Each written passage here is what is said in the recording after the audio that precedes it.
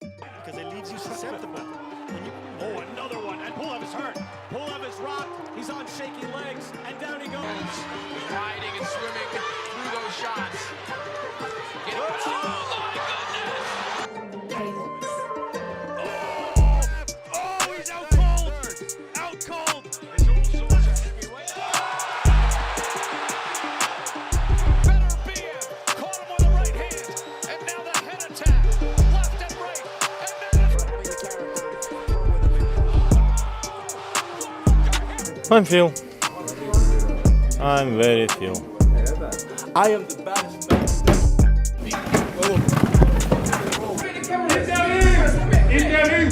Oh yeah!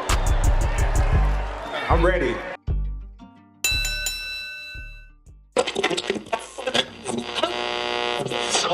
What's good, people? Thanks for rocking with Sparred for life. Locked in for life, in each other's corner for life. We don't rehearse and no need for scripting. Because this is what we do every day. We talk this boxing shit.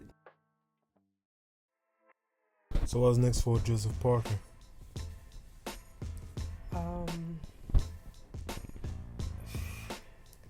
What's next for Joseph Parker? I don't know. I don't know if I thought that far. I feel like I always knew that Fabio was the desired winner, if that makes any sense. He's younger, he's undefeated, and I feel like it's more money with Fabio to get like him potential dance partners, if that makes sense. Yeah.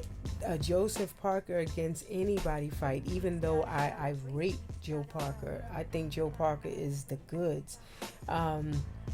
Even though I rate him, he's not really a interesting enough fight with somebody else in order to make it a big fight, if that makes sense. Fabio is easier to sell a fight, so I always thought that Fabio was a favorite as far as like, you know, who people wanted to win, but I definitely thought Joe Parker would win, and therefore he would get the fight with Usyk. Yeah. I just thought that was a natural progression. Now, if it's not a rematch, who would you want to see Joe Parker with? to me, at this position, I think Joseph Parker, he hasn't lost much. He's still in the top 10, and he lost to someone that was already in the top 10. So he can still come back. He's still very young. Oh shit, Dubois. Nah. Yeah, they both just lost. Yeah, but like the thing is, this is more profitable for Dubois. Let me tell you something. Wait, what's more profitable for Dubois? To fight Parker, and I know he's gonna beat Parker. That's gonna be more profitable for Dubois. I think right now Parker should rematch Fabio. Go in the gym, train, drop the weight, be fit, and be like Parker need like. You need to be a bit more hungry. Okay. You need to be a bit more hungry. You need to be a bit more mean, and you need to drop the weight. Go down to like 247 when you fought Zhang or when you fought Deontay Wilder, so you'll be able to move. And the problem in this fight, Parker was too heavy, and Parker wasn't able to throw a lot of punches the way he usually throw. He still had like fast hands, but his volume was far too low compared to his previous fight. So that was the problem in this fight with Fabio. I think as much as Fabio hurt him a few times, and as much as he hurt Fabio several times as well, I still think he can adjust certain things, and he can go back to that rematch and beat Fabio and go back to his position again, which was the top 5.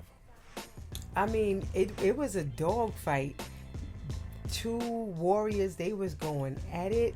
Like, so I think the rematch definitely sells itself. Of course. So that's definitely a bigger fight than Joe Parker going directly to Dubois. I was more so saying if Joe Parker can't get the Fabio rematch because somehow they managed to make a Fabio and Usyk or something that might be better for Fabio. Yeah. Then if Joe Parker can't get the Fabio rematch, then he should go after Dubois. They both just coming off of a loss, and he was supposed to fight Dubois before. I think Dubois said he was injured, and Joe Parker had to fight Bacoli. And is Dubois like still high on the rankings? Yeah, so it still matters. You know what I mean? If he beats Dubois, I will say about the Fabio and Joseph Parker fight, since you gave your opinion about the fight. I didn't follow too much of Joseph Parker's earlier fights, so I wasn't aware that he was significantly heavier than he normally is until you mentioned it to me. I didn't really know. Yeah. But I did notice that he didn't seem to have his regular volume. He did seem like a little bit slower than I've seen him before. I don't know, something about the way he was taking the punches I didn't like either. Yeah, and that's also I've seen Joe Parker getting tagged. I've seen him get knocked down a couple of times by Zhang, but for some reason he seemed like he still took those shots and that fight better than he took the Fabio Wardley fight, which is wild to me. I guess it must speak to Fabio Wardley's power. Yeah. Because I thought Fabio Wardley greatly improved, because I thought Joe Parker was going to wash him. Honestly, I thought Joe Parker was going to wash him. Same. He was a heavy favorite in that fight. Joseph Parker was ahead on my unofficial scorecard, and he was ahead, I think, by 2 out of the 3 judges, if I'm not mistaken. At the time of the 11th round in the stoppage, the controversial stoppage. I'm gonna say, in my opinion, it was a bullshit stoppage. It was. I think they both had each other hurt at different points in the fight. And everybody is saying, not everybody, because I think a lot of people agree that it was a bullshit stoppage. But at the same time, I did hear a few people saying, Joe Parker didn't look that good, so Fabio was going to get him out of here anyways. You don't know what would have happened. You can't say what the facts are. He was missing with a lot of those shots when Joe Parker was against the rope. Joe Parker was very alert. Joe Parker was weaving, like he was using the ropes to move out of the way from Fabio's shots. None of us could say what was going to happen. It had the referee, but I think Joe Parker, for the fact that he was winning the fight, for the fact that he wasn't hurt, for the fact that he was not getting hit with a bunch of unanswered shots, he should have been given the opportunity to continue. He is he's a former world champion, and that was bullshit. He's a former world champion. He might have been a little hurt. They both were hurt. Fabio was gassed. Those hits didn't really have too much steam on him, no way, but they weren't even connecting. So yeah, the stoppage was complete bullshit as far as I'm concerned. So is a rematch in order? I do think that Joseph Parker deserves a rematch.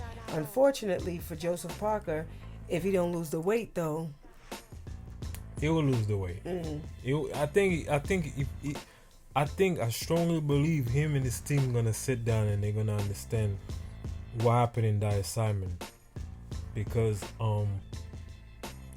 to me that was a fight where really he could have shined. I mean, it was a risky fight though. It was a risky fight because again, and he didn't have to take it. Yeah, and again he did the same thing before when he fought Joe Joyce. He had no business fighting Joe Joyce.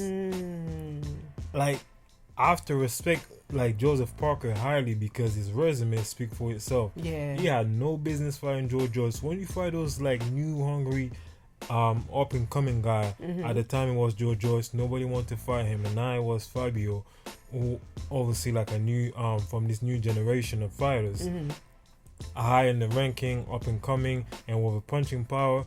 He took the challenge. It was a gamble, but you definitely have to respect him for taking that challenge. Right. But to me, again, readjust and go back in that rematch, and I believe he can win the fight. Right. Because there's no need for him to fight any other fighter in the top 10 right now. Because the reason why I'm saying that is like right now he's in a good position even though he lost. The rematch can still happen. Usyk, I believe they're gonna strip him, the WBO, Okay. or something like that. Once they strip him, if you don't fight Fabio, this belt can be on the line. This belt can be on the line, and now the fight is much more bigger. It might even be like somewhere in Wembley or stuff like that, but now it's gonna be for the championship, for the new champion to be the WBO. And now the fight make more sense because now the winner will be a champion. I like the way you're thinking. Yeah. So I like the way you're thinking. for Parker, yeah, that's the first option, the only option. You can rectify that loss, and that put you right back in position Okay. as mandatory for the WBO. So Or- now, who, if let's just say, Frank Warren, he like, okay, we going right back, we putting the rematch back on because it was a bullshit stoppage. Even though you'll never get Uncle Frank to say that. How do you have that fight going? I think If Parker drops the weight and see whatever, who do you think? How do you see the rematch going? I got Parker winning. Really? Think I got Parker winning because Parker is a good boxer. shit. The biggest mistake Parker was making is trying to trade with a puncher. You punch harder than you. This guy punched way harder than you, obviously. Parker hit him with everything he could. Right. This guy was still there. Anytime Fabi was connecting on Parker, it's almost like you was thinking like, damn, what's gonna happen to Yeah. Parker? Like, so that's the biggest mistake he made, was to actually exchange with a puncher. He could have just boxed in circle and throwing his jab and outbox him, winning on point. Yeah, Fabio, he cracking. Fabio is cracking. Every time he hit Parker, like his eyes got big. Yeah, and this guy, the you have to respect Fabio because he's one of those fighters that he had grit, and of course, like once you attack him, there's gonna be something coming back. Once he's far more dangerous when he hurt. So that's like it's a dangerous guy to beat. Damn. And he's never really out of it, right? No. Because Justice Hooney was putting the beats on him. And you know what? I'm gonna tell you something as well. With Fabio, I think he should stay the way he is as far as a fighter. Wilder, biggest mistake was that as well. What's that? Because Wilder wasn't a good boxer. Okay. So is Fabio. I mean, Fabio is a better boxer than Wilder. I think so. But when you change those fighters by trying to make them skillful boxer, they lose it. Fabio is good at what he's doing and is effective. Okay. Yeah. 'Cause And he- he got that bite down, like, like, Everything is unorthodox, but it's effective. You cannot train for fighters like that. yeah. Yeah, he a dog. He's a dog for real. Yeah, you can. And I did not like. It's crazy because my introduction to Fabio, again, of course, because you have the European background, or well, not European background because you're not of European descent, but you did. You were born and raised in Yeah. Europe, and I'm born and raised here in the States. So I wasn't that familiar with Fabio. Well, I wasn't familiar with him at all until the David Adelaide. I think you put me on to Yeah. and I think like David Adelaide, his boys jumped on Fabio and was calling him pussy, and you're not from the ends, and you're not like that, and all that stuff or whatever. Like, that was my introduction to Fabio, and I genuinely thought he was scared of David Adelaide. Yeah. I genuinely remember, like they put the mark on his nose or something, and then they had the press conference inside of like a room. He really looked like he was scared. I legitimately thought, like, yo, this dude is petrified. Whole time he was just calm. He wasn't even scared. He beat the dog shit out of David Adelaide. That's all it is sometimes. There's people that are good when it comes to verbal exchange, press conference and stuff like that. and then in the fight it's just different. And was Park on the back foot most of the fight? Nah. No. Nah. I feel like because I didn't watch it back yet, but I feel like Fabio was walking Parker down a lot. Parker was he trying to count him for most of the time, but it wasn't too much. He was only in the back foot once Fabio started throwing bombs, and now like that was the only time he was in the back foot. But for the that most was a part, lot. yeah. I mean, it's the biggest mistake. Listen, even his trainer told him the right instruction. Parker wasn't listening. Parker wasn't listening. Because again, that's a rookie mistake, not listening to your corner. Like, but what? The problem is the heavyweight division. Everyone trying to bang. Everyone trying to have that punching power. That's ego. Everyone trying to have that punching power and to show like, okay, I can knock out those guys as well. Like you're not gonna be the bully. Everyone wanted to be the bigger guys in the heavyweight division, so that's also why. And I cannot really condemn him for that. But again, to me, he could have outboxed Fabio. Played safe. Even with the extra weight, though? Nah, that's why he lost. Because he couldn't move. Yeah, that's why he lost. He could not move. Yeah. If you drop back to like 240, 245 max, it's gonna be faster, more explosive. Okay. And he will be able to move around the ring.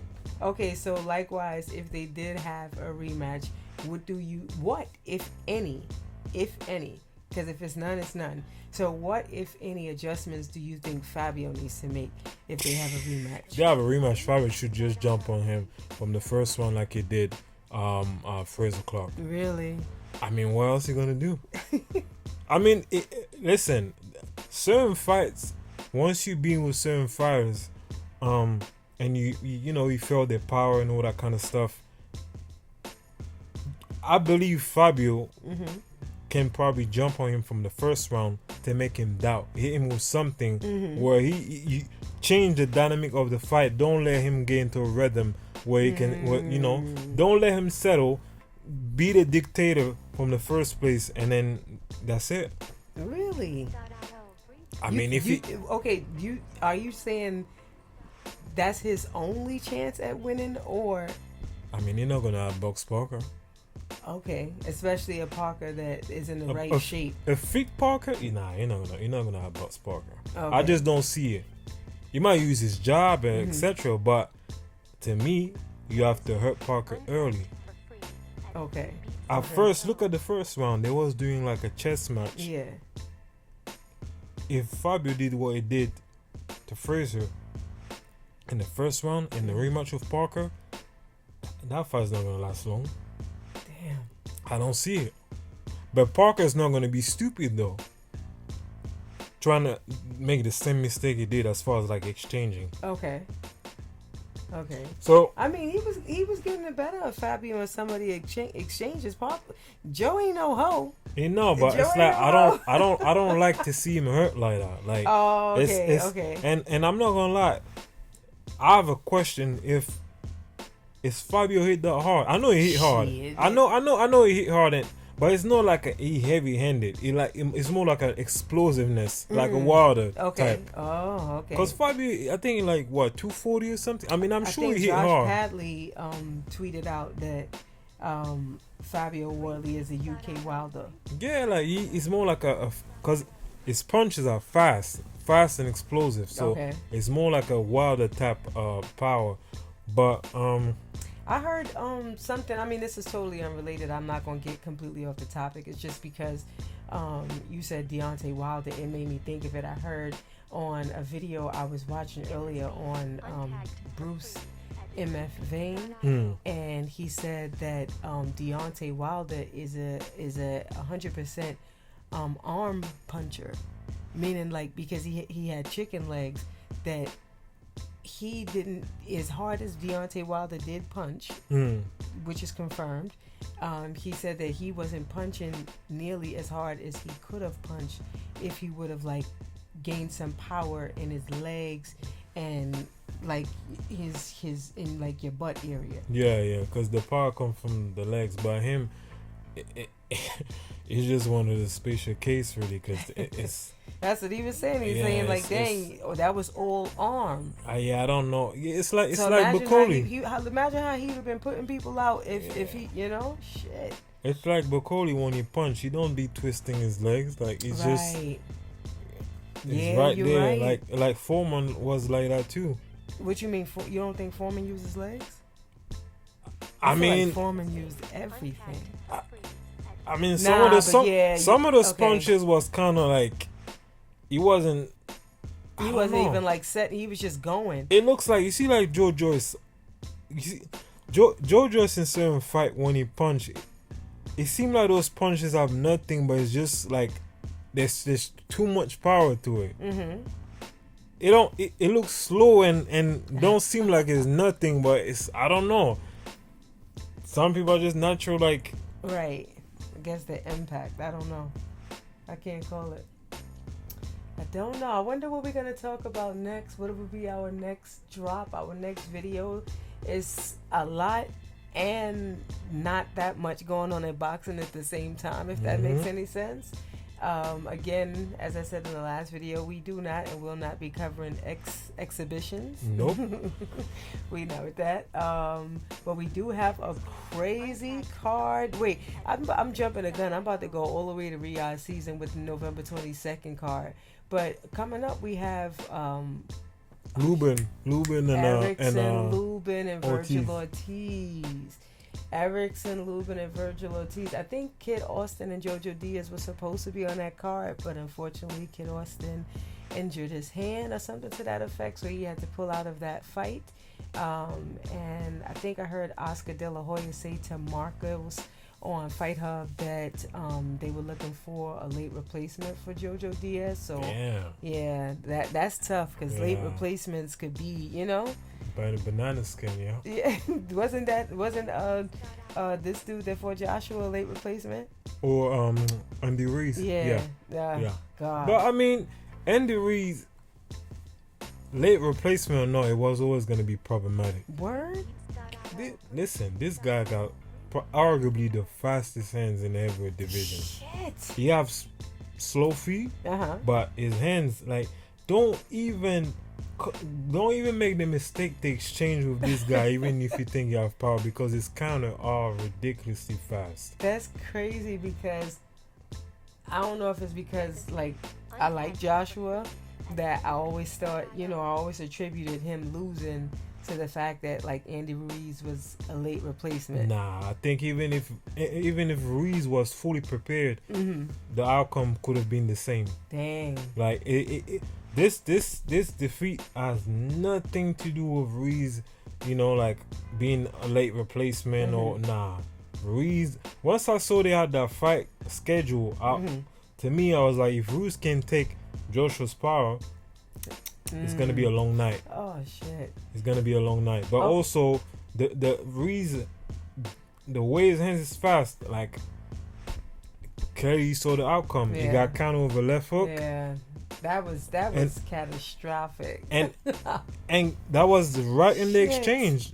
Joshua, he had Ruiz hurt. He dropped him the round before, and then he exchanged with Ruiz. You don't do that. You don't do that. Look at Ortiz. Trying to exchange with Ruiz. He got counter, boom, in the floor. Okay, so any of those guys. The Lubin and Virgil Ortiz, we're gonna have to do a whole separate video on who we think we got, who we going for, and who we got in Lubin versus Ortiz, and go through that whole thing or whatever. Of course, Ortiz is I think a heavy favorite, and then it's a Golden Boy card, and Ortiz is the apple of Golden Boy right now. Oscar and Ryan fake beefing or whatever. That's how Floyd and Tank used to do it ever so often or whatever, that stir some shit up. They start fake beefing or whatever. Damn. Who else? I know we got Oshaki Foster, Cool Boy Steph, Lamont Roach and Pitbull. Yeah, I think that's December. Yeah. I'm just thinking about the cards that we have upcoming before 2026. That's what I was thinking about. Oh, Subrio. Subrio. Matthias. Okay. I Oh, think. and Abdullah Mason too. Abdullah Mason's Yeah. going to be on the November 22nd card. Yeah. Yeah, I mean, we got some bangers coming up. We Yeah. got some bangers coming up, and we got some other videos about, you know, things that have happened in boxing, that, you know, may not be associated with the fight coming up, but we got some shit coming for y'all, so stay locked in with us. I think there's also in the heavyweight division, there's Fraser Clark and Jamie TKV, which is going to be in the UK, and I think there's I don't know if it's in Bulgaria or something. It's going to be Kubrat Pulev and Murat Gassiev also that I'm going to cover. Okay, bet. Say less. Lock in with us right here on Sparred for Life. All right. Have a good night, everyone.